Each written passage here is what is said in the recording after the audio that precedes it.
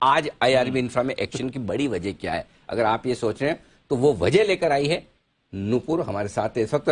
बड़े बड़े ब्रोकरेज अब आईआरबी इंफ्रा पर अच्छे खासे बुलिश होते दिख रहे हैं, बताएं। बिल्कुल सर, आज कोटक की रिपोर्ट आई है, उनका जो टारगेट है वो 340 का है। उन्होंने बाई की रेटिंग को मेंटेन किया है।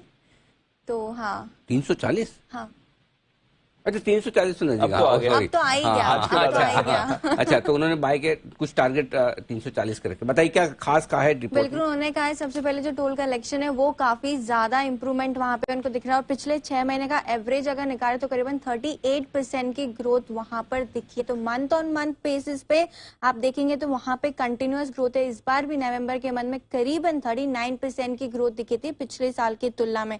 अब उन्होंने सबसे इंपॉर्टेंट बात ये कही है कि जो कंपनी की ईपीसी आर्म है, जो ईपीसी बिजनेस है कंपनी का, वहां पे एनएचएआई की तरफ से इनफ्लो तो कम आ रहा है, लेकिन उनकी ऑर्डर बुक इतनी स्ट्रांग है कि दूसरे प्लेयर से वो काफी बेहतर यहाँ पे कर सकते हैं, और इसी से उन्हें लगता है कि दूसरे प्लेयर्स जो दूसरे कॉम्पिटिटर्स है उससे इस बिजनेस में वो काफी मजबूत बनाता है। लोन में गिरावट की उम्मीद उन्हें लगता है कि होगी। मैनेजमेंट की कमेंट्री भी आई थी इस पे, करीबन 16,000 करोड़ के लोन है कंपनी के पास, लेकिन जिस हिसाब से अब बिजनेस चल रहा है वहां से उन्होंने कहा कि जो लोन रीपेमेंट है उसे वो रीशेड्यूल करेंगे। इसीलिए जो कोटक है उन्होंने अपना जो कामकाजी मुनाफा है उसका एस्टिमेट में काफी ज्यादा बदलाव किया। FY24 में वो बदलकर 4% कर दिया, और जो FY25 का एस्टिमेट है वो 8% का है। तो ये एक पॉजिटिव था, और उनकी जो टारगेट प्राइस है वो 340 का है।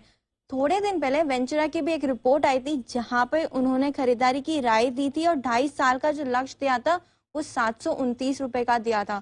तो बैक टू बैक इस स्टॉक पे काफी ज्यादा ब्रोकरेज रिपोर्ट्स आ रही हैं। बिल्कुल, back to back convincing reports आ रही हैं, बड़े बड़े टारगेट्स निकल कर आ रहे हैं। हमारी दिवाली भी पिक भी थी, और वहां से देखिए अच्छे रिटर्न्स। सचिन जी भी इस पर चार्ट्स पर भी राय देना चाहते हैं, और सचिन जी की भी दिवाली पिक रही है आईआरबी इंफ्रा। सचिन जी बधाई स्वीकार करें, बताएं सर। जी अनिल जी, इनफैक्ट 240 के लेवल पे ही हमने भी रिकमेंड किया था, एंड जिस तरीके से तभी हमने इवैल्यूएट किया था, लॉन्ग टर्म टारगेट तो यहाँ पर 386 का ही आइडेंटिफाई हुआ है, एंड उसी पर्टिकुलर प्रोसेस में अच्छा एक ट्रेंड यहाँ पर नजर आ रहा है। तो यहाँ पर लगातार एक higher top higher bottom sequence monthly chart पे इंटैक्ट है। एक काफी बड़ा मंथ और मंथ या फिर क्वार्टरली एक रेजिस्टेंस जोन यहाँ पर इसने निकाल दिया है। तो डेफिनेटली यहाँ पर जो मोमेंटम है वो एक्सटेंड होना ही चाहिए इमीडिएट बेसिस पे। तो 325 के आसपास के स्विंग्स मुझे लग रहा है एक हफ्ते में ही नजर आने चाहिए। स्टॉप लॉस अगर फ्रेश ट्रेड ले रहे हैं तो भी यहाँ पर अच्छी तरह डिफाइंड है। 282 के नीचे जब तक अभी क्लोजिंग नहीं होती तब तक आई थिंक ये मोमेंटम बरकरार रहना चाहिए।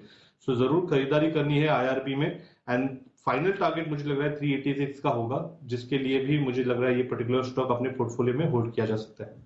ओके, पोर्टफोलियो में होल्ड करें और लें आईआरबी इंफ्रा, जिस पर आपको करना है फोकस।